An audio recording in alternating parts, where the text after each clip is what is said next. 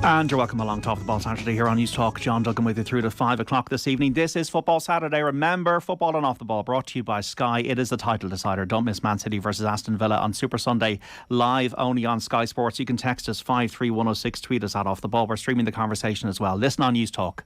Watch us on the digital and social channels for Periscope and Twitter at Off the Ball, YouTube, Facebook, and on the OTB Sports app. We're joined by the former Republic of Ireland international David Meyler, football correspondent of the Irish Independent Dan McDonnell, and the broadcaster and journalist Johnny Ward between now and 5. Lads, are you well? All good, JD. Good, JD, yeah. And David, all good, lads. Big day for you, David. Sunderland, Wickham, playoff final. Yeah, well, I don't know about a big day for me, JD, but obviously Sunderland's a former club of mine. I spent some great years there, met some great people who were still involved with the club. And then, of course, when I had my knee injuries, the club was very good to me. So it'd be great to see them, obviously start that upward curve, trying to get back to the Premier League. And they have an awful record at Wembley in playoff finals, so it'd be nice to see them, obviously get the job done today and win. Did you see there was a Sunderland fan who flew to Wembley via Spain because it was cheaper to get there than it was to get the train down, because the trains are so expensive in the UK. I'm sure David would know this if he's travelled down to London or whatever. I know he's had his footballer money or whatever. Maybe he gets his own driver or something. But it is actually there's been a Sunderland exodus down there. I think Stephen Elliott was on Twitter. I saw Stephen Elliott, but there was some suggestion of 50,000 fans travelling or stuff like that. So this punter realised that actually he could get a €28 flight or 28 sterling flight to Spain, do a night there somewhere and fly from there to London. It was the cheapest way to do it. I was sort of thinking is there people out there who've been what's the most ingenious route they've ever used to get to a game? Because you would sometimes meet Ireland fans say at the away matches, and let's say you're playing, well, actually, I'm going to Armenia, I suppose, in a couple of weeks. I don't know, is that a great example? But you'd meet people at an Ireland game who've flown via Riga or somewhere, done 2 or 3 nights on the way to a game, or found some unusual route to a match. But I think Sunderland to London via Spain is definitely up there as a little bit of a tangent. I think Kiev for Liverpool in the Champions League final was a route that a lot of Irish lads would have taken, maybe a bus or camper van or something going. I can imagine. I think, and I'm trying to think, even when Ireland were in the Euros in Poland, I know everyone descended on Poland, but I think there was people who made their own way there through different parts of the world. They saw different places. As you go into Central Europe or whatever, there's the variety, the options are open to you as well. So you do, as I said, at these Ireland games, you sometimes happen upon the occasional fan who has some like Johnny Ward story of how they got there. There you go. Yeah. Johnny's a man who once went to Tbilisi for a game that was in Germany. But there was a logical story behind the that. Mainz game. Yeah, because it was my first away game, and I booked it well in advance. Unusually, I was actually quite prepared, and then Russia invaded South Ossetia and Abkhazia, or rather came in and dealt with Saakashvili, what he was doing in Georgia. So even though Tbilisi was actually quite safe at the time, you could see the evidence that a war had taken place, but I was like, I have no real interest in going to Germany here. So I watched the game in Georgia, and actually I remember getting on the plane in, I don't know where the intermediate kind of airport was, could have been Tallinn or somewhere like that. And the plane, I think there were 10 people on the plane to Tbilisi, and I woke up the next morning kind of gingerly in a hotel that I was recommended by somebody in the airport. And it was this guy, he was a Portuguese photojournalist, and he was telling me he used to drink, his favourite pub was Mulligan's in Poolbeg Street, and I was like, that's mine as well. That is probably mine as well, so there you go. And the way, famous pub with Conahula and all that, and we've been friendly ever since, and we got on a bus together to Gori, which is the birthplace of Stalin, and watched the game outside some bar in Tbilisi, and we got Glenn Whelan scored, didn't he? He was did, in the news, bad mistake with the keeper. Was that Trapp's first game? It was Trapp's first competitive game. September away. I think the FAI put a bit of pressure on, I think, for the game to be moved when the conflict took place. But then by the time the game came around, as you said, the conflict had eased, and the Georgians held that against Ireland for years. Wow. And that's why the Georgians were always up for it when they were playing, and I'm sure David probably would have played in a couple of those sticky games with Georgia, that they felt that Ireland tried to capitalise on their situation. They probably did to get the game moved away. To be fair, JD, I did I've only been to, I think, 3 Ireland away trips. One of them was the game David played in, actually, in Cardiff, and the other 2 were in Tbilisi, the other 2 Actually, sorry, I wasn't even at an away trip there. I was in Tbilisi to watch Ireland. But the other time I went to Tbilisi was to actually see the Ireland game, which was a horror show of a game. But what a city! Like, it's the coolest place. Really friendly, really unique, quite cheap, gorgeous. Like proper away trip. I loved it. Have to say. Yeah, that was post coup or democracy, when democracy came in. I was there in 2003. It was scary place back That's then. the game where there was the double header with Georgia, Albania. Yeah, was that one where the knife was thrown out to the pitch? It was the most hostile atmosphere I've ever been in Georgia. Yeah, it was crazy. Really, it was absolutely crazy. David, have you been on any circuitous trips in your football career?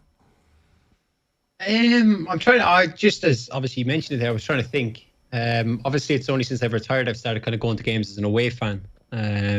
Traveling, but I still don't travel with the fans all the way. I can't think of any that I've done obscurely. I do remember being at Sunderland, we were at Hull. We were playing Brighton. This is in 2012. Would have been 12-13 season, the first time I was promoted with Hull. But we got in the bus at Hull and drove to Birmingham and stopped to train. We trained for an hour and a half and then got back on the bus and went down to Brighton. That was kind of one that didn't understand it at all, but that was one of them ones. So we thought, what are we doing here? It's a bit off. I'm just thinking, David, because it is one of the things about like the footballer's life that I don't know. I'm sure you've been to loads of countries with Ireland, over the years, and Georgia, a couple of places, but it is sort of from what we hear and what we see, it's sort of like you fly there, you fly to your hotel, you spend time in your hotel, and you go to the match. Like I assume you didn't get a huge amount of time. You might see people out for a walk maybe now and again around the hotel, but it's not as if you really see these countries, is it? You're sort of no. You just go, it's a sort of a formula you follow every time. Yeah, so like just for argument's sake, say if we were playing Georgia on a Tuesday, you'd inevitably train. You train on the Sunday. You might fly out Sunday evening.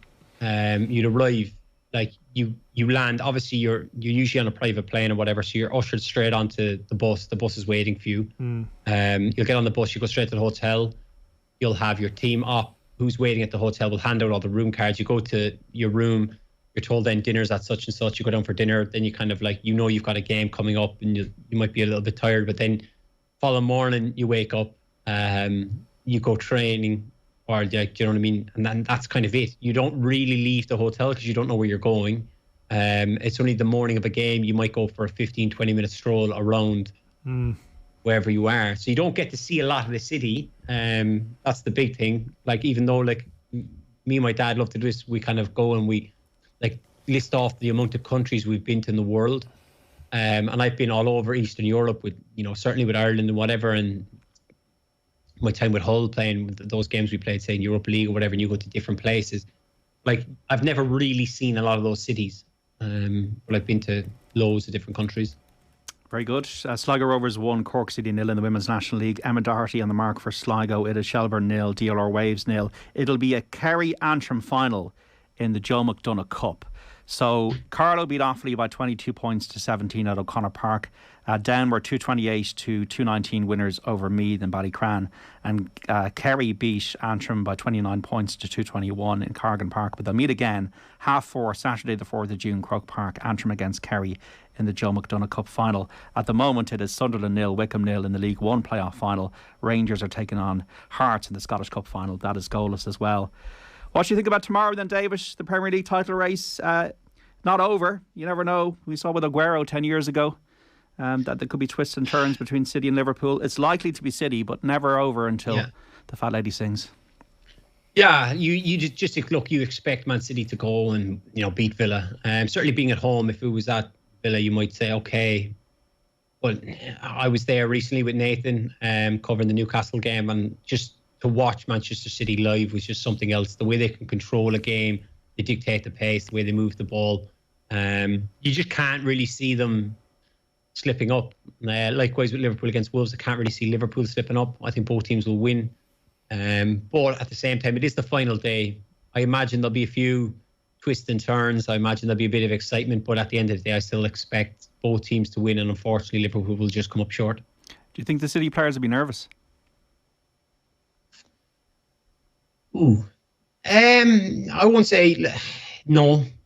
I think they'll be. I think they're probably so used, obviously, that they're going for 4 and 5 years. So they're well used to being in this kind of situation of going for league titles, because at every point they're going to win the Premier League title.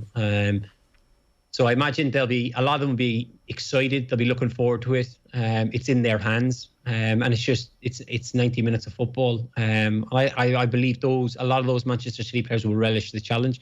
You might have, the odd player, like say a Grealish, who's going for his first league title. That might be a bit like, oh God, like, do you know what I mean? I'm about to actually win a Premier League title here. But the majority of them, they're well-oiled machines. They're used to being in these kind of situations.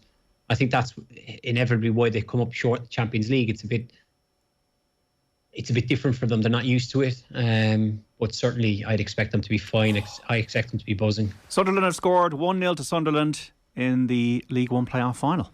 Yeah, it's a drive and run through the midfield, and it's a hell of a strike. I don't think the goalkeeper's going to be happy about it, is he? We're going to see the replay. I don't know, is it one where the flight of the shot sort of is deceiving in some ways, but yeah, Sunderland won up. They'd have to see Daryl Horgan on the Wigan side there. He's obviously the Irish involvement. Well, Sunderland have a player born in Dublin. Embleton with the goal. Yeah. Aiden's not involved. No, he's not. He's on the bench. Yeah, he's not. He hasn't actually been involved that much in recent weeks. I'm not sure. Like, he was obviously so brilliant for them last season, but I'm not sure did he have a knock or has he just fallen out of favour. But just watching it here. The goalkeeper is dreadful. Yeah, Elliot Embleton with the goal for Sunderland in that playoff. Even took a deflection, actually. No, I think it's a sort of a thunderbolt shot with the flight and of it moves. The ball moves. Yeah. Sunderland have a lot of Irish fans. My day, JD. Yeah, look. No, there's the left back playing for Sunderland. It's an interesting story. He actually was at Spurs, JD, as a youth.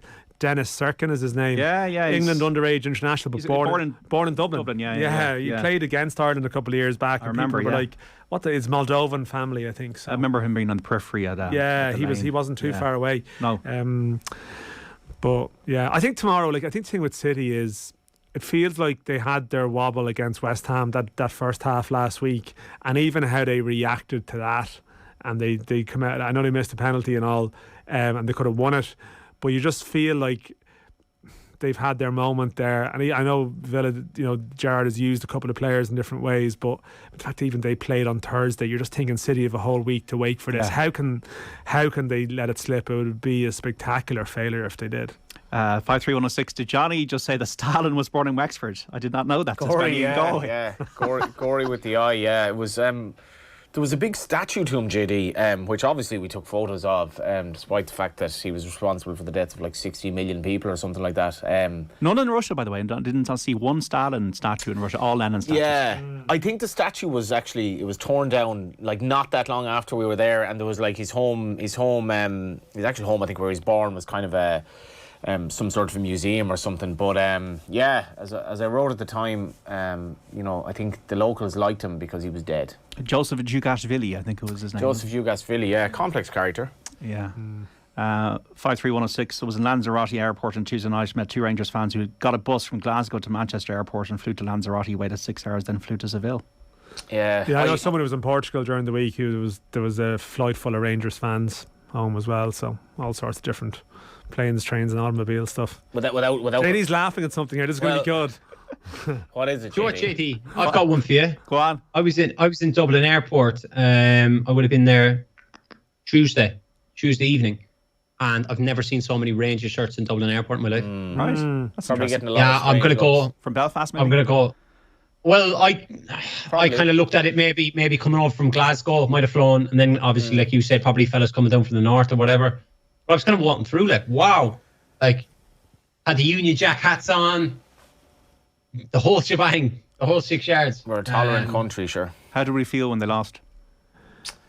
I'm a bit indifferent to it, to be honest. Yeah. I have to say, I actually think, I think if they'd been playing a more traditional European superpower, if they'd been playing, I don't know, like a team that didn't care about it, the team that didn't care about the competition, like sort of Barcelona or something, you sort of might even be party would be indifferent to the underdog. I'm not a Celtic fan, so I know that Celtic fans, to them it was a sweet moment, and I understand that. That's the nature of football rivalry. Like, it's natural to feel that way, but Not necessarily for me. You were smiling at something, JD. I feel it's going to be good. We're about to talk about it after 4, and I know people are sick of us talking about it, but it's really funny. Aaron in Galway, 53106. Mick and Roy should buy a camper van together, hire a TV crew, and make a documentary as they travel across the world back to Saipan and discuss their views on life. I'm surprised someone hasn't gone to the island for the 20-year anniversary, just to see what the crack is there. But yeah, I see what you mean. Some kind of concept thing where you bring as many people back as you can there, like people returning to the Big Brother house years later or something like that. 20 years today, they had the row, the goalkeepers and Roy on the pitch in Saipan. Yeah, so. I think we might need to move on, but maybe after 5 o'clock today. Yeah. I think it says an awful lot what's wrong about the modern world, where you've the most ridiculous heat wave in Spain that they've ever had at this time of year, and a geezer is able to go via Spain to go watch a game in his own country because it's a lot cheaper than getting the train. I think that's where this madness, the absolute madness of our modern day, JD. Yeah, the world is out of control, isn't it, a bit? It's 42 degrees in Madrid in May and whatever, and somebody's able to fly via Spain to go to London from Sunderland because it's cheaper than the train. That's not good. Not good at all. Yeah, always those advance tickets are important. That is actually the most JD moment ever. I think that I think that is absolutely class. That's completely beside my point, but you are right. Get your tickets in advance. The Biv Tannen is the best man. The Biv Tannen.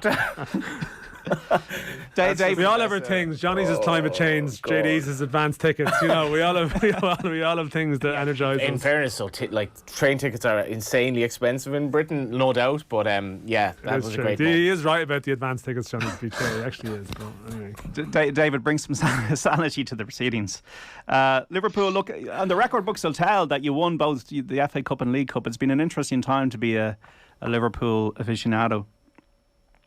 It is, and a lot of people have said, will Liverpool's season be a success if they were to obviously lose the City and finish second and then lose the Champions League final? It's such a difficult one because to be fighting on all fronts come the last day is just a remarkable achievement in itself. I don't even have the answer. To think if they were to lose the City and then lose to Madrid, is it seen as a failure? What way would you three look at it? I don't know. It's not a failure. Even if Liverpool didn't win anything at the moment beyond what they've won, they've had an amazing season. It's been so difficult for them. They were so far behind Man City. I mean, what are your parameters here, Dan? They've had an incredible season. Yeah, I'm coming around to thinking it actually is an incredible season. And again, I understand some of this will just be sort of, if they do lose, they'll probably lose out tomorrow. We'll see with the Champions League final the way it works out. Naturally, if they do, in the nature of sort of fan banter, as you say, or whatever, they'll get slaughtered and people say, I know. But when you think about it, at the start of the season, the discussions we were having that they got into the Champions League from Alisson last year, when the feeling was Liverpool are sort of are they gone? That was the discussion at the start of the season. Maybe they might have recharged the battery, some of the players, but there was that slight niggling feeling of you have your era and you have your time at the top of the mountain and you've been competing at that level for a couple of years, and maybe this is just a little bit of a drop-off time. And to go from that to playing in every game you possibly can, with every one of those games meaning something, that is an incredible season. I mean, of course, if they were to lose the Champions League final, then maybe it fades into memory a little bit quicker, because you'd imagine in the coming years they might win that competition again, and then this season sort of gets forgotten a small bit. But I think in the here and now, it is an exceptional year. It's not something that was expected of them. I think, if you'd said at the start of the season, what you think Liverpool will play in every they'll reach the final of every competition or bring the league to the last day of the season.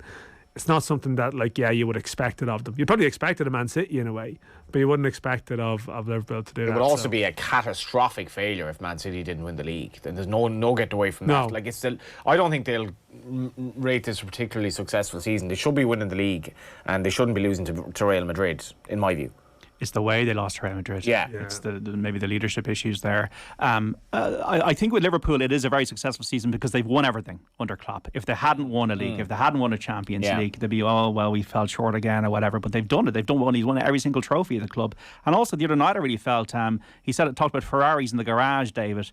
There must be a fantastic culture there. If you see all the players who were on the periphery getting a chance against Southampton and delivering. Yeah, and that's the biggest thing. We can talk about the style of football Jurgen plays and the way he has all these players drilled and they know exactly what they're doing. But it's his man management of the players. Like if you look at, Curtis Jones was tipped, over the last couple of years to really kick on. He's hardly featured this year. Obviously, Harvey Elliott is another one. I know he had a horrific injury. Minamino, even I know Firmino is another one, a prime example. But then they all came back in and they're able to hit this level of performance. Okay, it wasn't a perfect performance, but like to think, when was the last time they were all on a pitch together and to be able to, get a result when it was it was crucial. Liverpool had to, and even when they went 1-0 down, you think they found ways to get back into the game, and they seen it out, and that's testament to what he's been able to do. And obviously with his remark, it's like having Ferraris in the garage. Those players all buy into what he's about. They want to play for him. Would you prefer to play for Klopp or Pep, David? It's like asking me to pick between my son and my daughter. Right. This even is though the I'm simple answer, David. Sure, nobody wants to pay for Pep. It's way too demanding. No crack at all. Like. No, but it's in my opinion, it's two totally different styles in terms of the pass. David's just we just lost him for a moment there, but yeah, Klopp. I think Klopp is demanding too. You know what I mean? Like I'd say it's incredibly demanding to play for Klopp. I know he has maybe listen, you can see he has an arm round the shoulder quality in his relationship with the players, but I still think like it's a very demanding. I would imagine it's a very demanding existence. And Johnny, I don't know, like, Johnny, you like a bit of praise sometimes. Would you not think like a bit of praise? Well, so do you. Yeah, what are you looking at me? We all like a bit of praise. I'm hardly unique in that regard. It's not like I'm that insecure that I demand praise. I am. But I'm just saying that you specifically said you wouldn't want to play for Pep. No, but if I had a choice, I think Klopp would be. But just imagine the buzz you'd get from a Pep saying a well done. It'd be rare and fleeting. I'm not saying he would give you praise often, but if he did, you would. You know what I mean? I think that there's this element of like players are probably constantly trying to prove themselves to him. It's probably a different relationship in some respects, but can be very rewarding for players as well. It's a bit like me and you. Like when you do give me that little word of praise every few years, it really means a lot. It does, yeah. All I can say, we're due one in around 18 months, I think, so I'm looking forward to it. All I can say, lads, Dan and Johnny, you do a great job on Football Saturday, and we really appreciate it here. The listeners really figures appreciate are very it. good. The guy who actually was supposed to go to the Tbilisi game with me just texted me there. I'm not sure I can name him because there were aspects of his going to the Germany trip eventually when he didn't go to Tbilisi, but he said, God, I would have loved to have gone to Tbilisi, which I'd forgotten we were supposed to go together. We booked the tickets together, but he decided to go to Mainz. I went to Tbilisi. May or may not have involved him like hiding in a toilet in a train not to pay the train fare, so I can't really name his name. No, probably not. Probably for the best. He knows who he is. David Meyler's back there. David, sorry to have lost you. Yeah, we were speaking about playing for Klopp or Pep, weren't we? Yeah, and I think it was Johnny who ended the thing there because I said he took me on. But I'm fascinated by both styles of play. Obviously, certainly with Pep and his fluent football, and then you have Klopp with the old Wenger reference, of the heavy metal music and the intensity that they go at. I'm fascinated by both. I think they're two incredible managers and what they've achieved. I think both clubs will probably honour them with statues when they leave. And I find it very difficult to pick between either one. I would probably lean towards Jurgen because I've met him several times. And he just fascinates me. I've never had the privilege of being in Pep Guardiola's company, bar after a game of well done or something. But so I would lean towards Klopp, but like I wouldn't. If it came down to it and they were both sitting in front of me going, "Will you sign with?" It'd be very difficult to pick. David, like not to get you to like breach the confidence of your friends, but I know you obviously have people who've played under Klopp. You would know them quite well. And I'm kind of wondering, is there a sense of like the Klopp that we see, and we see him on the sidelines and we see him in the press conferences, is that the Klopp they see behind closed doors, if you know what I mean? Like, is there tales of a very different side, or is this sort of powerful personality that we see in the flesh, is that a reflection of the reality too? I would say yes and no. But I think every manager must have that other side to them. Yeah. I think that, like, I know of cases where things haven't been going right and he's had to pull people up, and he's had to have, tell someone what he's really thought to kind of, get them back on top of their game. But I would say, you know, you hear the famous stories of Fergie with the hairdryer treatment, but there's no doubt he also was good to put an arm around you and understanding. Like a lot of, if I was to look at, say, Steve Bruce, his thing was family, and he said he learned an awful lot from Sir Alex on family, and Jurgen has that as well. But then they have the other side too. You know, you can tell with certain press conferences, certainly when he was speaking after the FA Cup final and the lead up the Southampton game, when he was obviously moaning. There's going to be times when he's going to be moaning at players. There's no doubt in that. And I've heard different scenarios where he's had a pop at players, and he doesn't hold back from anyone. If anyone steps out of line, they will get it. But he's just found that way to manage players, because what he's done, like, is quite remarkable in terms of keeping, you know, 24, 25 players all happy, and that they wanted to be a part of this. That he's been able to make them see the bigger picture, that it's not all about individuals. Did you have any manager who, like... Just some breaking news, Kylian Mbappe has decided to stay at Paris Saint-Germain instead of joining Real Madrid. I thought phoning Florentino Perez to tell him of his decision. I thought you were going to say that Native Trail won the Guineas, JD. Did he? He did, yeah. Workman, like 2 to 5. Can't do everything at once. Well, we'll see about that. But priorities, Johnny, priorities. Did you have a manager who... Did you have any manager who, like, tried to be a good manager but wasn't? Does that make sense? You don't necessarily need to name it, but it can be quite contrived as well if they're kind of like feigning interest in your life or your general well-being. Well, I've if you've read my book, Johnny, you'd know that I kind of spoke about Paul Clement. Paul Clement was a great example. I haven't read your book yet. I do apologise. A lot of books. Don't worry, I'll send you one in. Send you my. But moving on, Paul Clement was a great example.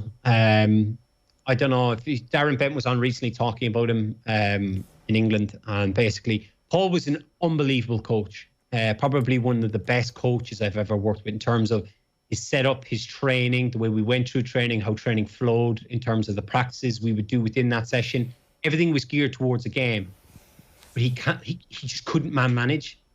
Before I'd signed with Reading, I sat down with him and had a chat with him, and he said, "Look, we've got a few bad eggs in the change room, and I need to pull this changing room round. And I think you could be one of the ones that come in and sign and play and help me." So we had played in a game. I don't know exactly what game it is. It wouldn't be hard to find because I only played 5 times for Reading.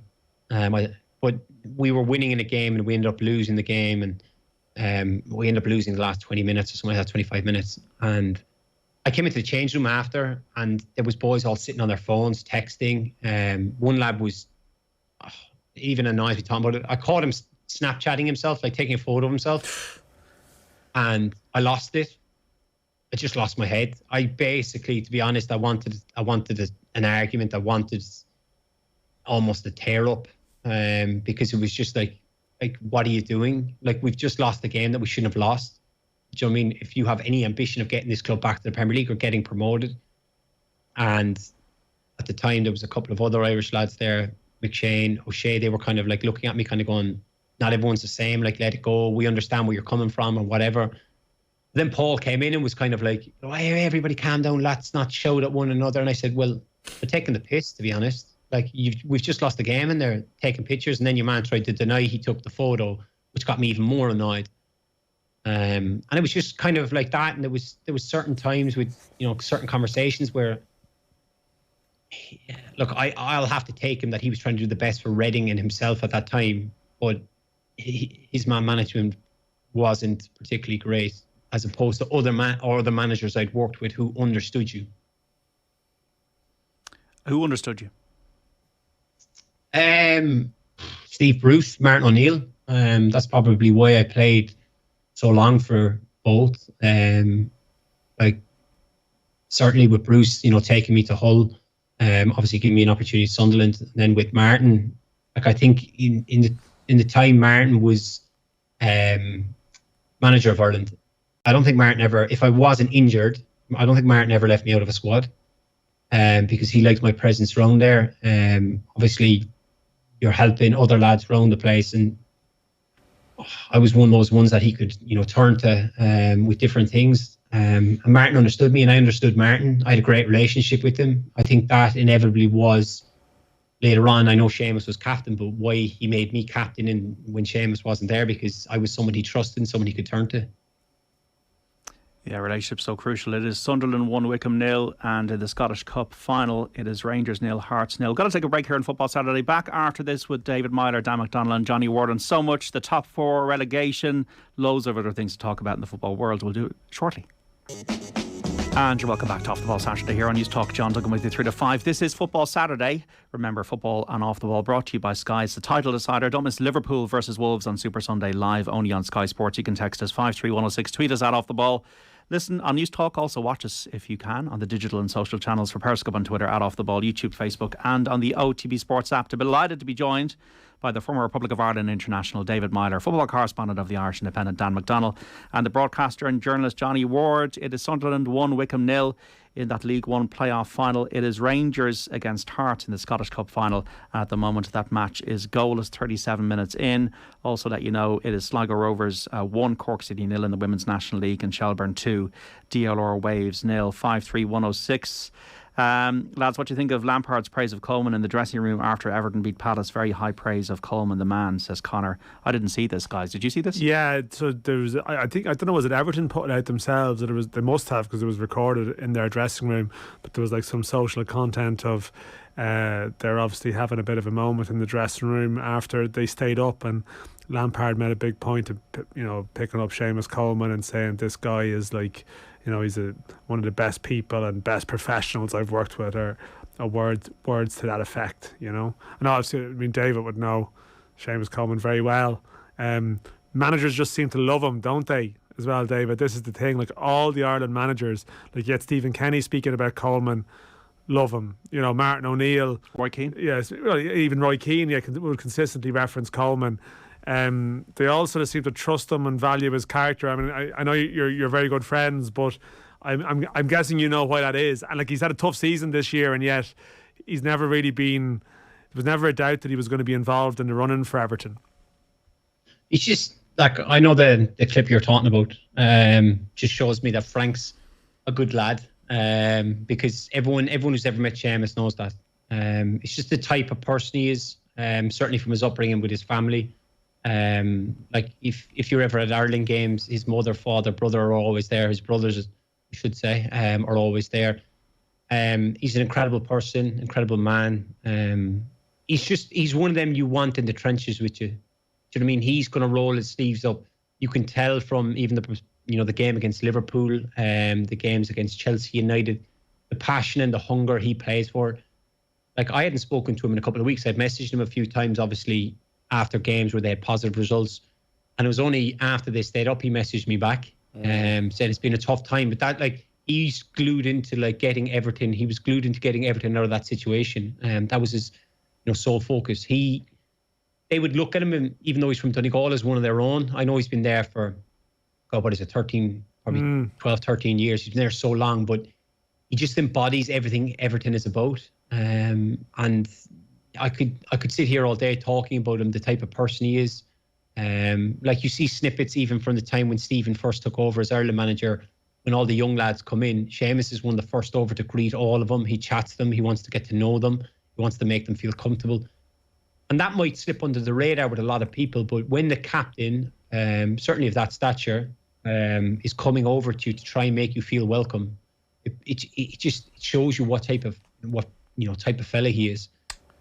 He's an incredible, person, captain, player, everything. I think we should remember as well, Dan, just he's not at his peak now. What a footballer he was! Like, coming from a League of Ireland position where, he was totally unheralded when he went over there, and he became one of the most dynamic right backs in the Premier League. He was a serious footballer at his best and made the most of his career. Yeah, and I think what David says there. I mean, I know Sheamus travelled to the Ireland summer camp last year, the one in Spain before the games with Hungary and was it Andorra, and I think they suggested he might have been able to play. I don't think there was ever any chance he was going to play, but I think he was going there in his role as captain, and I think that was really appreciated because that was a big time for Kenny as well. That was a pivotal time. Yeah, it was, and I think that sort of show of support was there, and it would be probably understandable someone after a long season who chose to get a little bit of holiday time in, and they could have done that and they didn't. But it's interesting you say, Dave, like, the tough time, because I'm sure he'll be up now for the Ireland games in a couple of weeks. I'll be interested to hear his reflections on the season, because I imagine it has been very challenging for him to have at times, unfortunately, like, you know, have made mistakes or, you know, received the type of criticism that he's never faced really in his career. You know, I know I'm sure he's had little blips along the way, and I know he's a strong character and he's very well regarded, but he's only human, and I'd imagine it must have hurt him a bit in some way, you know, and I'd be interested to sort of hear his reflection. I know you said you've only been talking to him maybe after good results and you haven't necessarily been hearing back, but even as his friend, you must have watched him once or twice this season and just felt for him a bit. Yeah, there was one game they played. I think it might have been. I'm not sure now, but they got cleaned out, and he struggled a bit down the right hand side. And the one thing with all this criticism that comes his way is, which is something I admire about him, is he's the first to look in the mirror though, and he can accept that it wasn't good enough for him or like what has been wrong, and that's a huge asset to have in a football player, that you don't need other people pointing out your mistakes to you. You can accept it yourself that wasn't good enough, or I'm not doing something right. And there's been times when I've even looked at Sheamus, and you know deep down he hasn't been 100% fit, and he's played in games, but that's the type of character he is, that he wants to play because he wants to help, even though he's not 100%. And I think anyone's been able to see that in certain games. But even you can imagine when he meets up with Ireland, like the type of person Sheamus is, he won't really want to talk about it because he'll say like, it hasn't been good enough. It's done now. We have an important pre-season coming up, but my whole focus now is on Ireland. Totally, yeah. And that's the way he'll approach those conversations. Is you might get the odd short answer out of him that it's not been good enough. They don't want to be in that situation again, but he's there now, and your attention turns to these Nation League games, and you know I can't remember the last time Ireland played 4 games in the summer. Do you know what I mean? That it's going to be a long trip. You're probably going to be away from your families for 16, 17 days. I know Dan had a colourful report about watching a game last night where a former Republic of Ireland great was the manager, and I think Coleman has, like, he may not have said it in a kind of a, you know, it was an interview that it was probably brought up, but he said he might one day end up managing in the League of Ireland rather than playing in the League of Ireland, I think was his quote. What sort of manager might he make? Wow,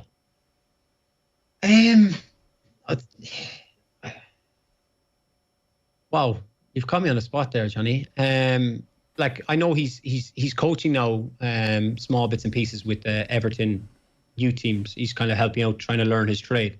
Sorry, you don't have to be a manager either. You can actually be a coach. Like, there are different jobs you can have. Like, so whatever it is, he might end up doing. I think with Sheamus, you'd probably look at him that he'd be one that would have high demands on every day being the best you could be, and maximising your potential ability. That he wouldn't accept, you know, sloppy standards or anything like that. He's very particular on time, the way you conduct yourself, the way you speak to people. All those things I think would factor into his coaching or his managerial thing, that his players will be a representation of himself. I don't think he would allow for egos, that kind of thing. Obviously, he would try and nullify them as best he could, because nearly every footballer has some sort of an ego. But they would definitely be a passionate, well-organised team that would fight for the cause. I imagine he'll want them playing silky football. Yeah, he just comes across as a leader, whether it's manager or coach. He just comes across naturally as a leader, whether it's tough times. And he had that awful leg break, didn't he, as well, remember, a few years ago. Also a very intelligent player, JD. Like, he was, you can just see he understands the game quite well. He seemed, to me, he looks like he's plenty of attributes to make it in some shape or form post-career. So Frank Lampard, does he deserve a bit of credit? I mean, 53106 Brian was in touch. Well said by Lampard, who's learned more about managing the last 6 weeks than he's ever thought he knew before. Wasn't there a line on Twitter that, like, he left Derby in the same position when he joined, he left Chelsea in the same position when he joined, and Everton are right now... They were 16th when he took over, and they finished 16th. Yeah, so there is, like, but again, I don't know. I think the jury is out. I think, to be fair, I don't think you can say, oh, listen, he's on the way to being a top manager.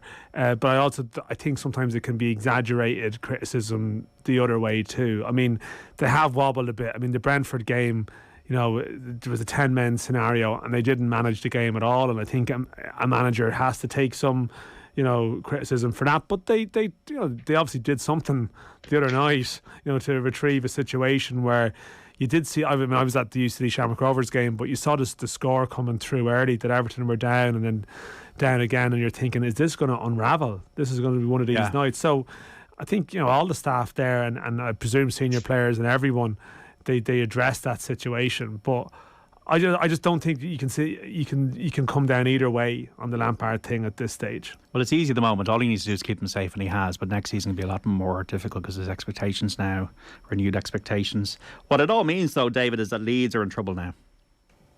Yeah, and they've been in trouble for a while. It's just like you talk about Lampard, obviously leaving, keeping Everton more or less in the same position. Like Leeds have gotten worse since Bielsa's gone and Jesse Marsh has come in. He's trying to, tighten it up, but I think it's something like 75 to 76 goals they've conceded, which is phenomenal. To think that they're shipping like 2 goals a game, it's just unheard of. And if I know they've missed key players for big chunks. Obviously, Dallas is now out, but like Cooper was gone, Phillips is gone, Bamford was gone. They just don't look like scoring enough goals. And you would fear for them, because if they do get back down to the Championship, your Bamfords, Rafinha's, they've done really well in the Premier League, and they'll feel that they can, get big moves. Calvin Phillips as well, yeah. Yeah, Calvin Phillips is another one. Like even JD, there's a whole host of them. Like even Junior Firpo, the left back. Yeah. Like he came from Barcelona, he'll want to move. Meyler, the goalkeeper, he'll want out. And then that's the problem. How can you keep hold of these players to give yourself the best chance coming straight back up? Now that's end up, being the manager. You do kind of want to see contracts. Nathan Collins, you want to see him succeed in what he's done as well, don't you? Despite the Leeds situation, because he's been so immense.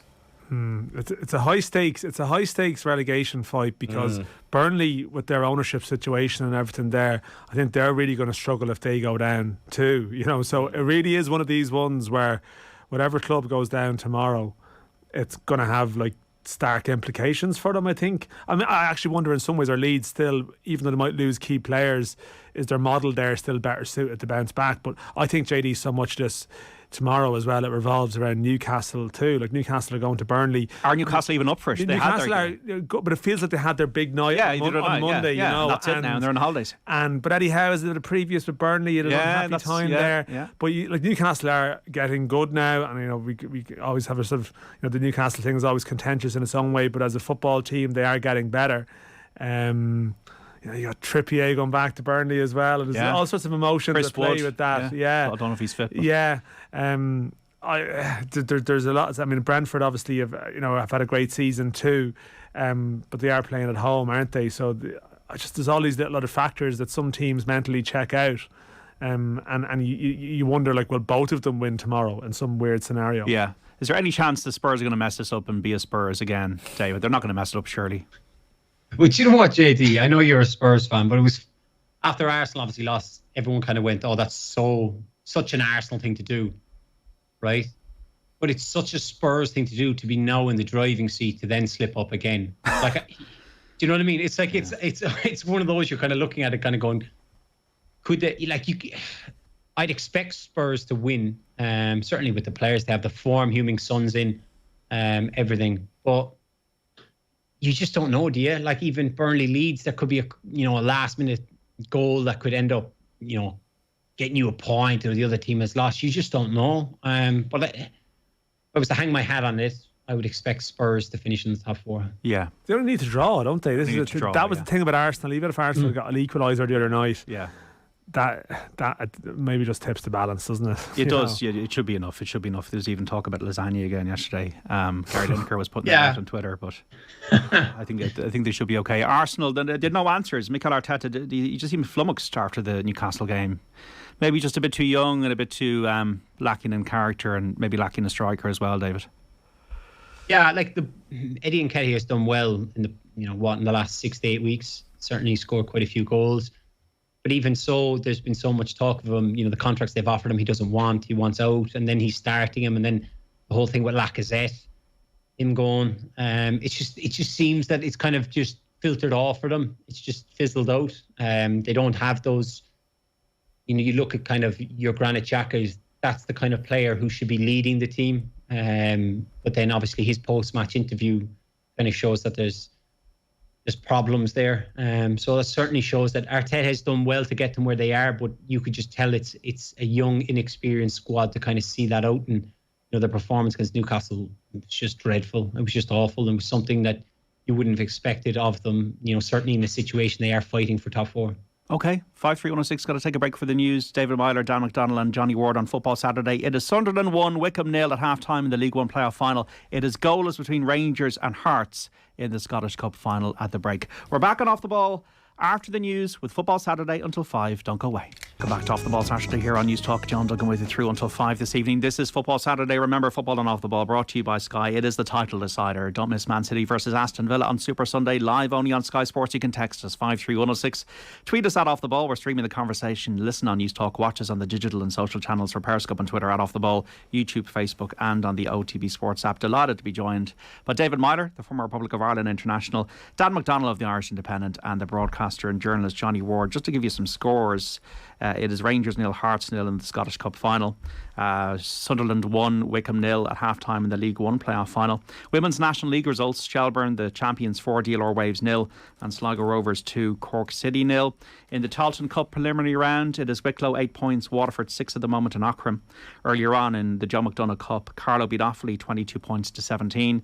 Down were 228 to 219 winners over Meath, and Antrim and Kerry will meet in the final on June the 4th. They met today. Kerry won by 29 points to 221, but through the permutations they will meet again in the final on June the 4th, which is a Saturday in a few weeks' time. So just to let you know as well about the football pod that is coming up as well. We'll get to the winner of our competition, the Mystery Voice competition, in just a moment, but also just let you know that the first roadshow in 3 years is nearly here. The Football Pod have just added a Mayo legend to their lineup for Castlebar on June the 2nd. Joining Paddy Andrews and James O'Donoghue at the Royal Theatre, a man they had several battles with on big days at Croke Park, but were sworn to secrecy for now. So stay tuned over the coming days when all will be revealed. A brilliant night of football chat, plenty of focus on Mayo. The Football Pod, Paddy, James, Tommy Rooney and Castlebar, Thursday, June the 2nd. Tickets are €20 plus booking fees. Go to otbsports.com/events for more. But now, a different type of football until 5. David Meyler, I believe you might have been about a 13-year-old when Saipan happened. Today, 20 years ago, is when Roy Keane had the row with the goalkeepers, and then it all kicked off, and it all ended up very sadly for Roy to go home. What was it like in Cork back then? Was it very tense and very much on the side of Roy? Do you know what, JD? I was 12 at the time. Right, sorry. In 8 days' time, I would have been 13. But, I don't remember a whole lot. Obviously, it was everywhere. There was obviously the drama of the Irish captain leaving the camp. Everybody in Cork was more or less with Roy, as you could imagine. Being from Cork, I could tell you that much. But it was just a surprise to think that, we had battled so hard, certainly with, the games against the Netherlands and whatever, and getting the results and, obviously getting there, that it had gotten to that point where, they'd come to blows and, Roy leaving. It's quite hard to believe it's 20 years ago. I just wonder, do either party look back on it and think only we'd handle it a bit differently? Do you think people are sick of it now? Well, I can't really say that as we're starting into like a week-long series on it, and we're talking about it today. I think you will see, you would have posted something out and you will get replies like that, and there is no doubt that is the thing. And like across the last week for sort of stuff we're doing in the in the coming week, I spent a good chunk of the last week reading the newspaper archives of the time. And it is incredible. Like, as I sort of making a point in the piece, do you know, on the census recently, we all had this time capsule thing that you could have filled out. I think if that time capsule had existed in 2002, you would have got some very interesting entries. Because a lot of the newspapers at the time, and David alludes to it there, they would have sort of, there would have been vox pop pieces of, going to, they went into such and such a pub in Dublin, and John said this and Johnny said that or whatever, and generally you'd go to Cork. But there was the odd one in Cork. There was like apparently there was a billboard of Roy Keane in Cork to do with some ad. He was doing 7-Up or one of the companies, and someone had like got up and cut out his eyes, and like right. there was clearly a small anti-Keane wing that did exist in Cork, but they were probably shunned down there like by everybody else, you know, because most of the vox pops was people in Cork saying this is a disgrace. But look, like it is a part of Irish history. Like, you know, the fact that it was front page news for 9-10 days, we all sort of lost our minds a bit. Like, sport plays such a massive role in all of our lives, but obviously you try and keep it in some sense of perspective. Like, sport is a great distraction sometimes from a lot of things that's gone on in everyone's lives, whereas this just went to another level where it became this like front page story that became like bizarre, where like everyone felt, you know, Bertie, you know, there's one day where the Taoiseach was like, I'm not getting involved, and then I presume in the next 24 hours he got loads of grief from people, and by the next day he's like, I'm making an offer to go out there and sort this, you know. So we completely lost our way. But it's international news though as well. No, it mattered. United captain. Like, John, like, I'm not saying it didn't matter, you know. Obviously it mattered, like, because what you can't control what stirs the emotions and feelings of people. This is what did, like, you know, you can question human behaviour and say this is a bit mad, but it stopped the nation for a reason. You know, the viewing figures of the interview with Tommy Gorman were, you know, stratospherically high for a reason, you know, because there was a massive interest and that was there. I understand the whole thing of, do you want to go over old ground again? I do understand that. I think a lot of the protagonists involved in it are at that stage where there's nothing new for them to say at this stage. Like, there isn't really a new angle that they can offer us on it. But there is more that pause for reflection to sometimes think, God, I mean, that is 20 years ago. And like, for all that you might put out something and some people will say, oh, why are you talking about this? You'll also get some people saying, well, I haven't changed my view. McCarthy is still a disgrace. You know, Some people carry that anger with them still. Yeah. And you could even when Mick came back, like, there's that undercurrent. There's always, like, it was a turning point probably to some degree in the history of Irish football in a way, because it added a sort of a fractious layer to debate around the team that I think has always lingered beneath since in a different way, you know. It was probably like, as a major tournament experience, it was like, it wasn't quite this innocent adventure where everyone was on board. It was a little bit more fraught, and it probably had, you know, the sort of the little bit of aggro that spun out of that. It would sort of pop up again, like, you know, when Keane was critical of the players after the Henry handball, for example. And then a lot of people would have got on board with Keane. He's right, you know, the standards are this and that. And that was a Saipan hangover. Oh, massively, yeah, massively. That's what it was. I think, Johnny, what hasn't helped with Saipan is that we haven't been able to generate new memories from a World Cup because we haven't qualified for one since. That's it, yeah. You know, it was, in fairness, it was a mad time. And like, I think,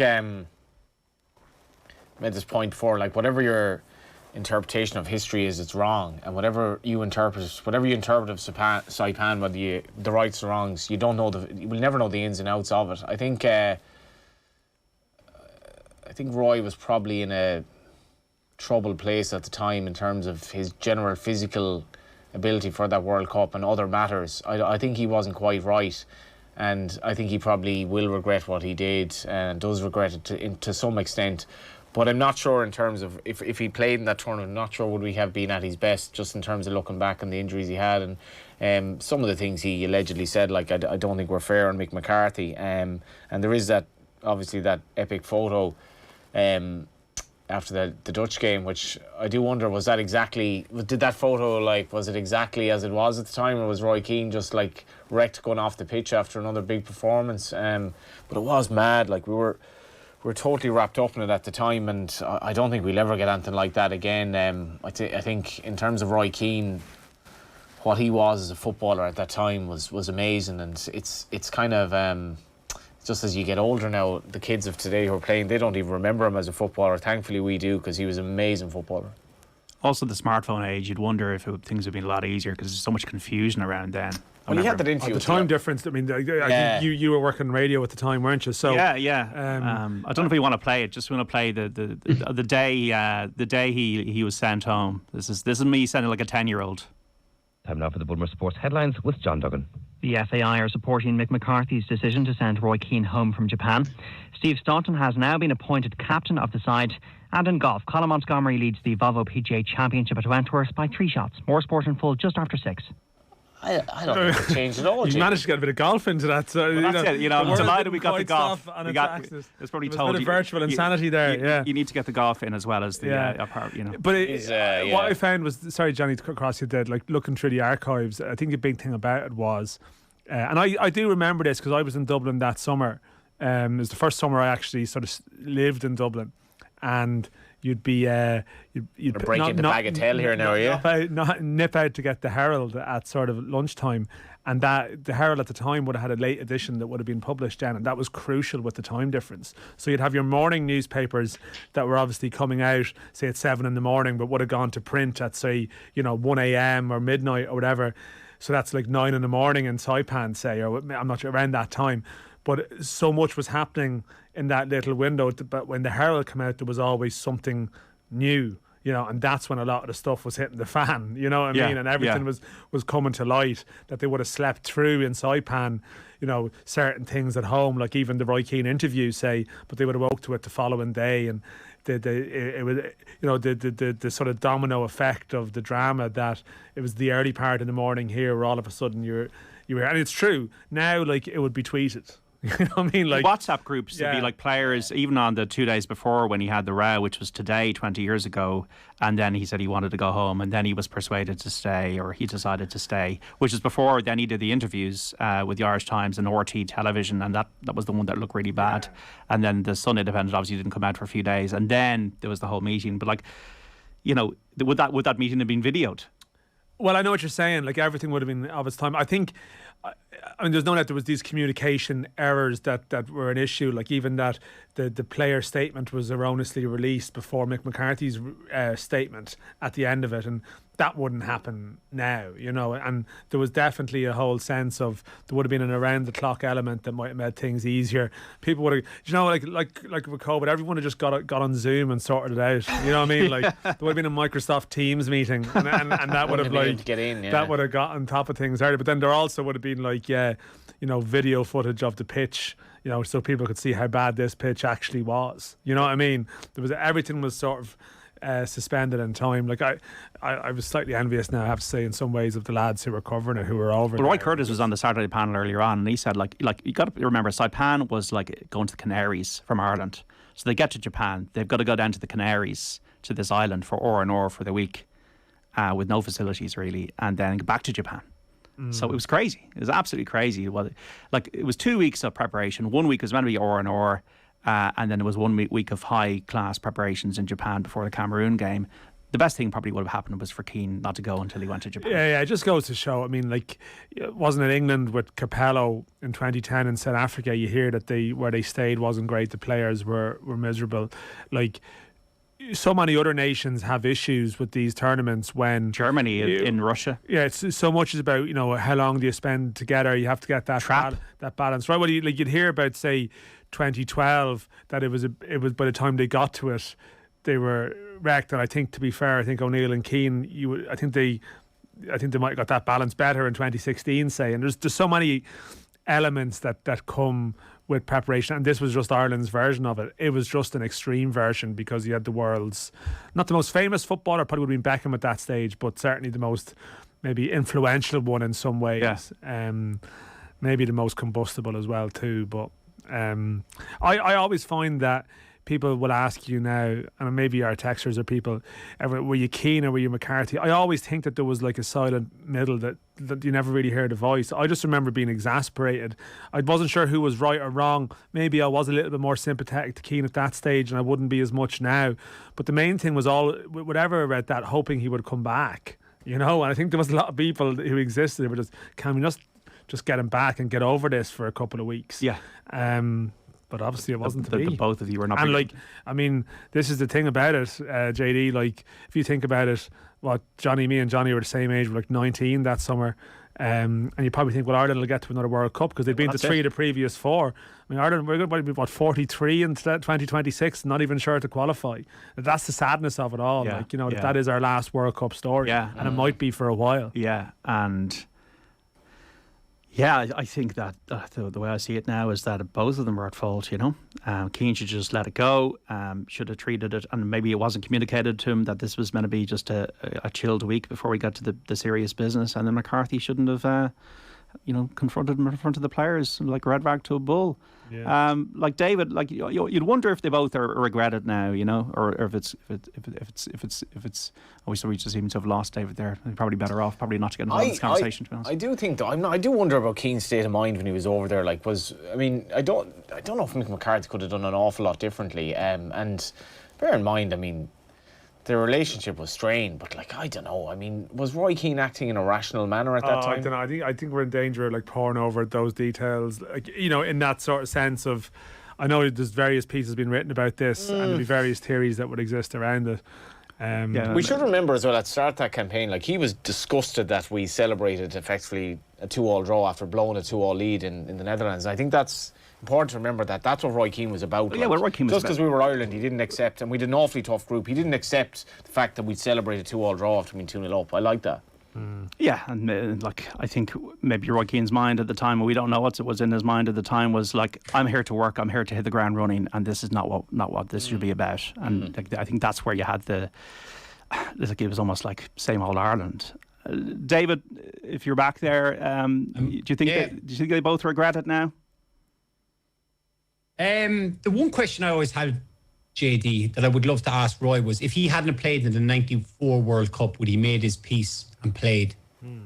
That was one thing I always wondered, if he hadn't played in that World Cup, because obviously he experienced the World Cup and he had those highs. If he hadn't, would he have left? They're two strong-minded men that, you know, believe they were both right. I don't think it would ever come to a conclusion that either would look back and kind of say, like, you know, like anything you see with Roy won't change his mind. Like, he believed he was right. He believed that the standards should have been higher. Obviously, the big thing about the equipment or whatever. Then obviously there was that little personal thing with Mick about, you know, Roy feigned an injury, which Roy obviously wouldn't like, because that goes against your characters kind of as a player and a person, which is everything he would be against. Like, you've got a man who was obviously captain of Manchester United, who were very successful, were winning league titles year in, year out. He wanted the same at Ireland. I imagine it drove him mad. If you looked at the players he played with, certainly they had a whole host of England players who were obviously going to every major tournament. He wanted that for Ireland. Like, a lot of people won't realise, after what he did in Saipan, it basically changed a lot of the following Ireland teams that, you know, came after him. Certainly in my time, that, you know, standards were improved, pitches were improved, equipment was improved, everything went up tenfold because of what Roy did. And he was inevitably, he was the martyr. He was the one who, you know, demanded better in those small details, and the rest of us benefited in the long run from him doing that. Did you ever talk about it when you played with him and Martin at the Ireland setup there, David? No, JD. Yeah, it wasn't. Tell us a story, Roy. It wasn't a topic of conversation. It's probably not my best question of the afternoon, to be honest. No, but to be fair, I get that, because I would have been fascinated to pick his brain on it. But it's like, how do you approach that conversation? Because obviously when you're away in camp, like, how often are you going to be able to sit down with him one-on-one, where you know that, like, we obviously had a snacks room on our floor, but players were in and out of there, and he's never going to go into the great inner detail of what went on or what he might like to change or what he would never change or whatever, just in case someone walked in, and he wouldn't want it to turn into something like a big debate on what they would have done or whatever. But it's certainly, it's so many questions. The main one I would love to ask him was, if you hadn't played in '94, could it have changed your mind, or could that have been a factor in changing your mind to say, do you know what, I want to play in the World Cup and captain my country? Like, yeah. Because I think, like, you still had Shea and Robbie there, I suppose, as well, didn't you, around that time in 2016? Because I remember before, like, I often wondered with them, because, like, he would have been critical, I think, at times of Given even, and there was always that little bit of a edge between Keane and some of his former teammates. Right. You know, but then you'd see them get on fine, you know, but you kind of wonder, it's obviously everyone has people in their lives, there's conversations, you don't go there with them, and I assume that was one of them. But like before 2016, it was the obvious question you'd ask, like, you know, what are the facilities like this time, right? You know, what are the you know, what's the training pitches like? And he'd sort of make some quip about it. But well, it was a very lonely place for him to be. I remember like the TV footage of him leaving the camp, like it was very lonely, and like he, you know, as tough as he was, you know, it must have been difficult on a human level, really difficult on a human level. Like your family are coming over to watch you in Japan, and you've taken a stand, and you've had a row with the manager, and you've said things you shouldn't have said, and he sent you home, and that's where you are. Any listeners out there with memories of the time, if you want to get in touch on 53106, or has your position changed, or do you think, you know, I think there's a degree of shame about us as Irish at times, that we you know, we contrive to mess this up, and maybe it was everybody's fault, and like that we don't even want to talk about it because you know, it was such a negative thing at the time. 53106, I was in Australia for the World Cup, and before Keane left a Melbourne broadsheet profile, 5 players expected to shape the World Cup. I can't remember 2, but the other 3 were Ronaldo, Zidane and Keane, says Owen. And I was backpacking in Cairns, Australia at the time, says another texter. It was all anybody was talking about, the English, Scottish lads, Dutch and the Germans. We were ringing home for news, madness, huge news it was. It was incredible news. It was just an incredible time, and a manic time for the country. I think it. You know, I've been to France, like where, you know, they're playing like a European semi-final or a World Cup semi-final. I think it was the World Cup semi-final before Materazzi and Zidane, and the French. I'm generalising here, but I think they have a different attitude to sport. Like they you know, they were watching the game, but they were sort of watching the game in the TVs outside. They were only half watching it, and then when they won, they were all like, sur la roue, everyone out in the street, even though I was like, you were barely even watching the game. Like, we are don't watch a game in Marseille, Johnny, or places like that. There is that, and it was a fairly, it was places a nice where you dine in France is more the well, I reflection. wasn't really dying there, but we are nuts about sport in this country. Like, I'm not sure, like, that was just, it was a sporting event. Sport is a great triviality, and the whole country was absolutely immersed in it. It was completely mad. We're a truly sports mad nation. 53106, and speaking of the players who were there 20 years ago, Damien Duff was on the sideline there. He wasn't on the sideline. This is the point. They've had 3 wins in a row, Shells, and he's been banned for all 3 of them. So Joey O'Brien's been on the sideline, but they beat St Pat's last night in Richmond Park, and so I had the sort of a very almost a front row view of Damien Duff, because Duff he couldn't be on the bench, naturally enough. He did it 10 minutes into the game. You realised that there was this figure down behind the bench who had like a cap, a hood on, and a scarf up, so you can only just basically see eyes. It was like a burqa or something, but it was the familiar gait of like Damien Duff there. But I think he possibly realised that this doesn't, I don't know, someone obviously got the message from him that he was a little bit close, so he went up to the back row of the director's box in Richmond Park, which is right next to the press box. So he was right in the middle of it. And I mean, definitely it wasn't like he was sitting up in the stand and sort of taking a shy and retiring view and taking a look back. He was fully involved. Phone was out, messages, little voice notes or something being sent to someone, which can be done. So but they won, and he was into it. Even at half time, he couldn't go into the dressing room, but there was a referee's assessor there to like monitor the referee or whatever, and Duff gave him some feedback at half time on as intense as Roy Keane. I mean, like full on, not an act, put it like that, right. You know. But his team are getting better. But it is true, like, you know, he's living every moment of this, you know, and it's sort of fascinating to watch someone who you'd read profiles of Duff in 2002, and it would have been like, oh, he likes to sleep, and he's very, you know, he had this sort of lovable Duffer sort of thing. A different person now, I think. Well, he lit up the World Cup. He was the best player. I mean, Duff in like that in the Spanish game was just extraordinary. Like how good Duff was at that time. Duff and Robbie that's forgotten. Like we talk about this with O2, like, you know, and we have to, because that's the story. But how good Duff was, you know, if someone had done that in 90 or 94, his level of performances in that competition, like, you know, you could say his performances then were as good as anything. You know, like any previous major tournament performances by Irish players. I think the bar he hit in 02 was I'd say it compared pretty favourably. Was there much crossover between you and Duff, David? No. He was retiring as I was starting. So I've only ever met Damien a handful of times. I was actually, in the summer, I was over with the Irish under-17s. We were doing something in... no, sorry, not in the summer. I just get confused. January, because obviously Damien was starting his pre-season. So we had a chat there and I wished him all the best and whatever. But he's a huge character for Irish football, certainly in terms of what he's done for Ireland and in the Premier League. And it's fantastic to see him, one, be managing in the League of Ireland, but then two, doing well. And like Dan says, he's passionate. He's all in. I don't think Damien's very honest, and you can tell that from the time he did punditry or whatever. There's no shit on him. Is probably the best way to put it. And what you'd seen, at the Pats game is Damien. He's all in. What he says is what he believes. The game here is interesting, JD, because I mean, I'm not a fan of VAR, but I think Sunderland have had two really, really strong penalty claims that obviously, I'm pretty sure there's no VAR here. No, there isn't. Yeah, so they've shown replays, and it's almost like we live in this world now where we just expect VAR to be in place. But I think both were penalties, actually. They're 1-0 up. They've been the better team. Neither penalty was given, and for the referee, in both instances, it was not an easy decision in the moment. But I think VAR would have definitely given one of them, if not two of them.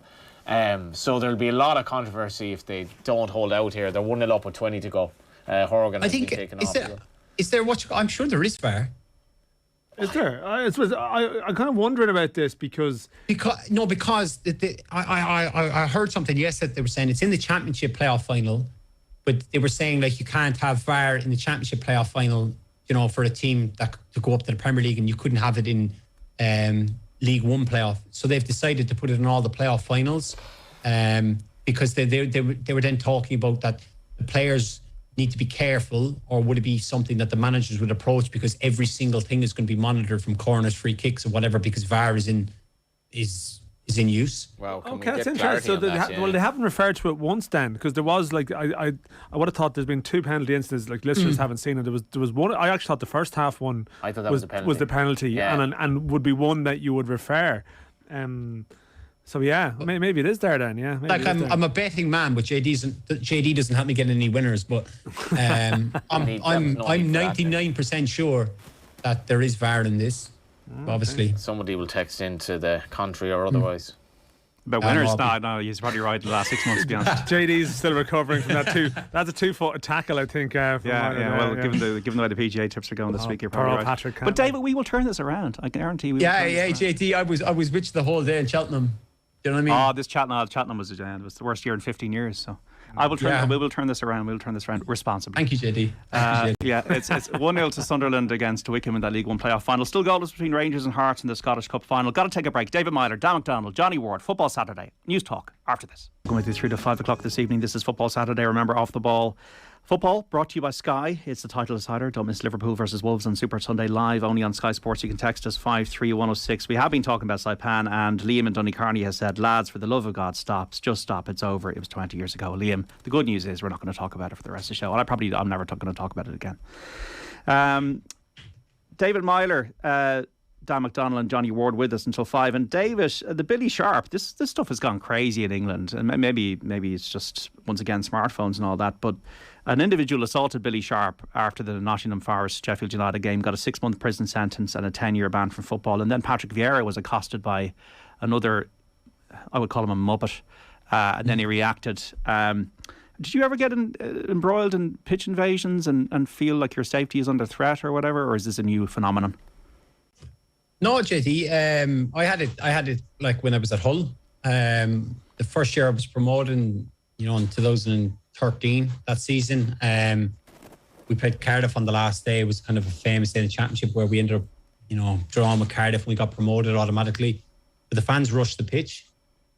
And it is like, as much as I was a home player, you do have that sense of fear in you, because like everybody's grabbing a hold of you. They want to try and get photos. They're trying to congratulate you, and it just becomes a bit frantic. Same when we got to the playoffs in 16. You do have that sense of worried. And I was a home player. Like Sunderland 2-0, by the way. Sunderland 2-0. Okay, that's good. That's them done. But like even looking back on the Nottingham Forest scenes, like it's worrying. Like, don't get me wrong, it's a very, very small minority, but it does plant the seed in your head that how long before something serious does happen, because God forbid, like I was talking to a couple of my friends and we were going on about it, like how long before a referee is attacked or something, that if an away team beats the home team rush the ground and they chase the referee. We've seen it certainly in South America and stuff like that, where referees have been attacked. It's totally unacceptable. Now, how they go forward, and it's all good and well talking about more security or more police, but how do you stop thousands upon thousands of people running onto pitches? It's just quite remarkable. And like, let's not be too harsh on Patrick Vieira, as you say, JD. You're dealing with a human reaction. It's human reaction. The FA investigating. Yeah, and these idiots with their phones in as well. It's just like, I don't know. The pitch invasions. I mean, I remember invading the pitch after Galway won the All Ireland in 1998, and not only did that, but like took some of the turf from Croke Park to grow in my bedroom for like. It's still growing. Later. It was growing for many years, but I remember my principal, Matty Kilroy, who was a die-hard Caltra GA fan and obviously enjoyed subsequent success when they won the All-Ireland, rightly chastised me, said, "What are you doing vandalising Croke Park?" And I never did it again anyway. It's your Berlin Wall. Yeah, like it felt like everything. I was only 15, I think, but pitch invasions, I mean, it's kind of hard, I suppose, to tell a kid not to do it, but I guess they got to be policed. Yeah, it's just it is part of that end of season culture around some of the big games, and you hate to have to look to sort of sanitise that behaviour and those scenes of joy because of, say, one or two idiots. But I mean, some of this becomes copycat as well. These instances have happened over the last week. People are almost waiting for the next one now, and the mentality of some people will be to create the next one now. So.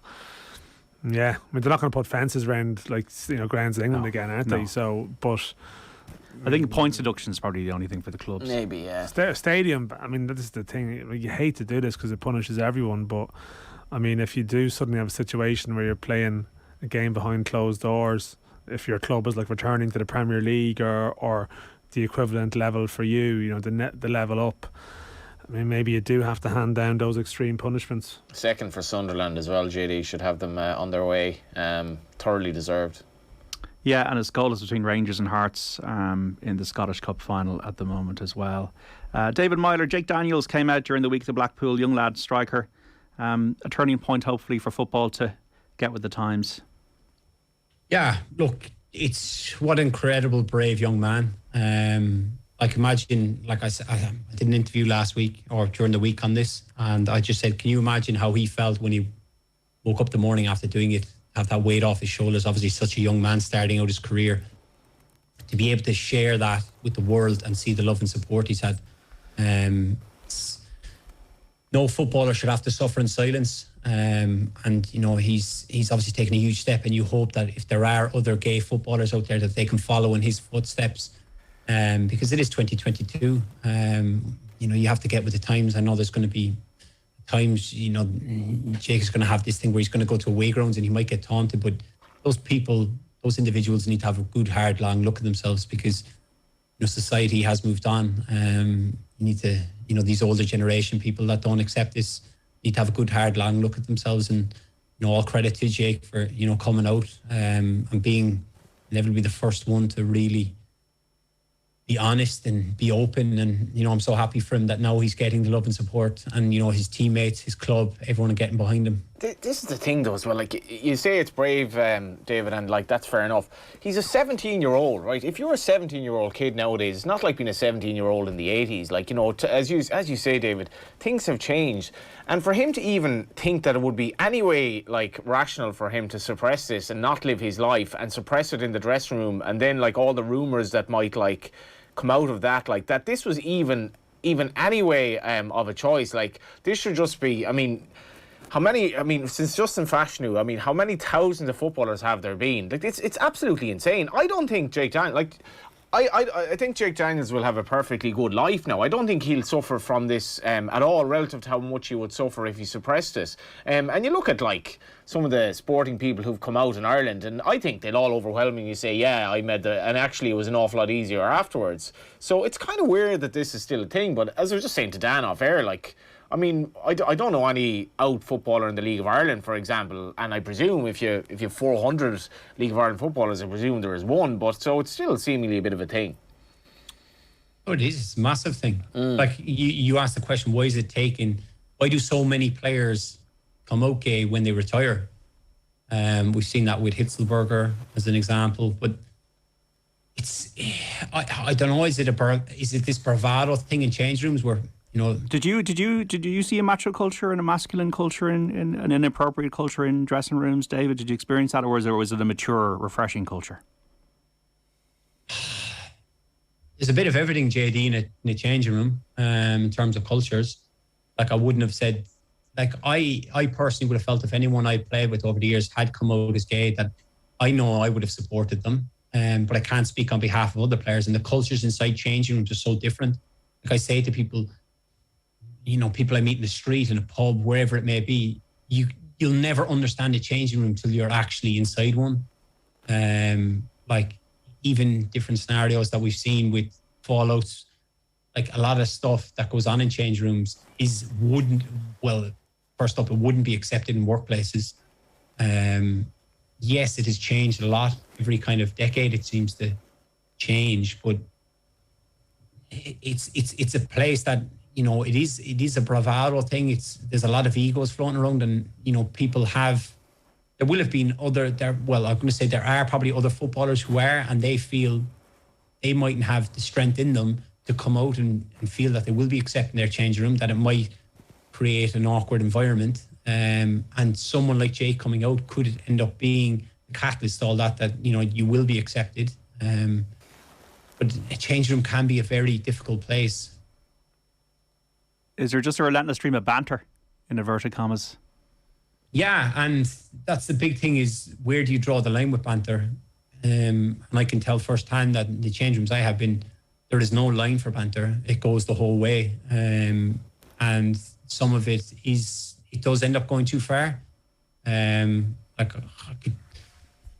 I know lads who've been injured, who've taken somebody's car and hit their car 2 miles away. Do you know what I mean? And then they hide their keys in the change room, and the player comes back in after, gets showered, and he can't find his car. Stuff like that.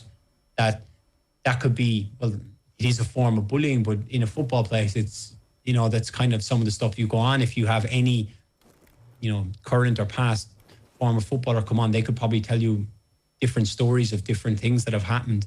I've seen a player's car parked on a training ground pitch inside the goal, and then the manager's gone absolutely ballistic because this one individual got his car spray painted baby blue, and the lads found it funny. I've seen lads, a different player has been out with his family at the cinema. I know a group of lads that I played with that went and they covered his car in eggs and flour, and then he came out to find his car. It had been covered in all sorts. That's what I mean with the football environment. It's just totally different. Dan and I do a very successful podcast, JD, and we'd love... It's the LOI we'd love podcast. a player to reveal that he's gay live on our show. We could do with the hits, because I don't know, Dan. I think if...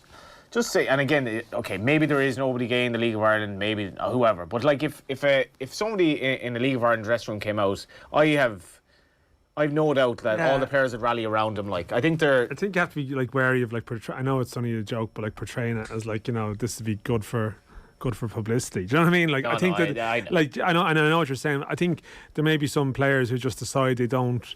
In one hand, it could be they don't feel like they're able to do it.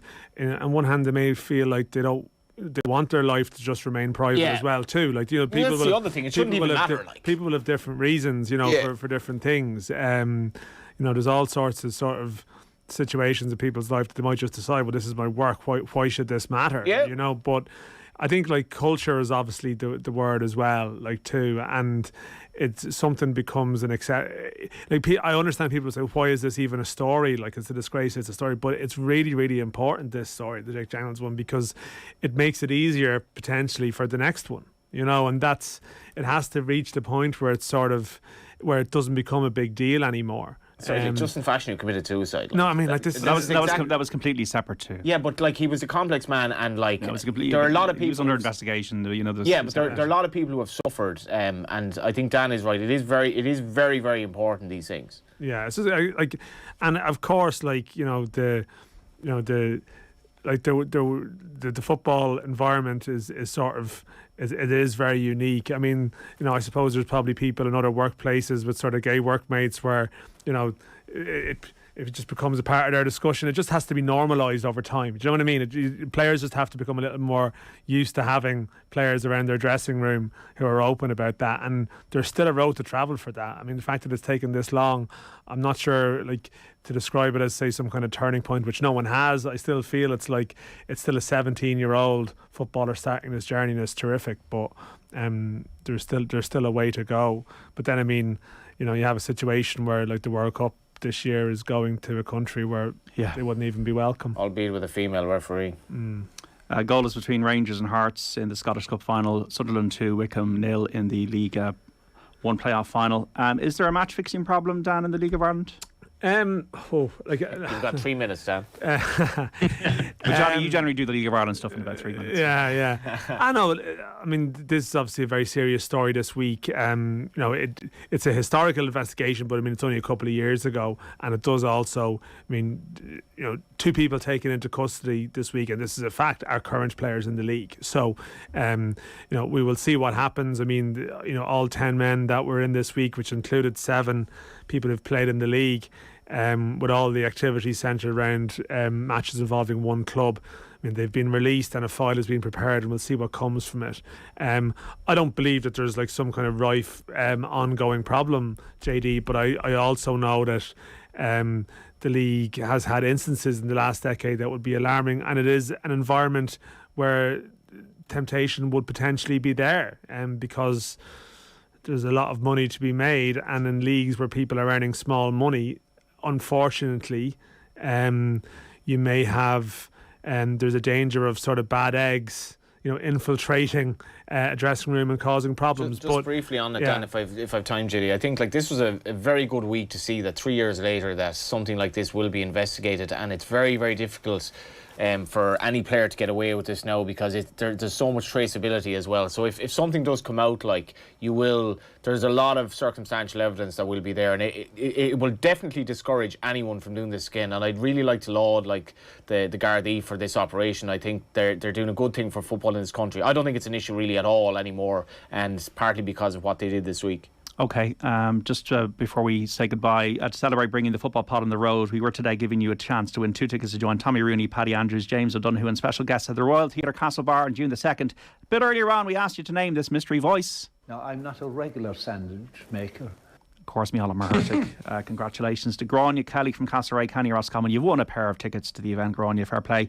Be a brilliant night of football chat, plenty of focus on Mayo, the football pod with Paddy, James and Tommy in Castlebar. Thursday, June the 2nd, tickets €20 plus booking fees. Go to otbsports.com/events now if you want to get your hands on them. David Meyler, so you got the Hull Academy going up now, and we'll talk about it again. Are you going to Anfield tomorrow? No. You'll be watching at home? No, I'm going to Paris though, so I'll take that. I'm going to Paris. That's all right. You got your ticket? I've got my ticket. Yeah, so I'm going to Paris, so that's the one I wanted to go to because we're going on holidays as well. So the wife has said to me, you can leave off tomorrow. So I'll just sit at home and I'll be plumped in front of the telly for the afternoon. I'll watch it and please God I'll win. And just briefly, you've got about a minute to talk about this Hull Academy. Well, you say Hull Academy. It's my academy. Sorry, David. It's in Hull. It's obviously just in Hull. Look, it's just something, JD, I've always wanted to do. Obviously, I've started my journey into coaching. Obviously, I'm involved with the underage in Ireland. My son is 3 now. And basically, I used to take him to a thing. I won't name the name for legal reasons. And one Saturday morning, I took him and there was no kids there. Just the coaches. And I kind of said, where is everyone? And they said, oh, well, nobody's turned up. So I wasn't best pleased, and I decided to go about it and create my own academy. So I've got a few people helping me.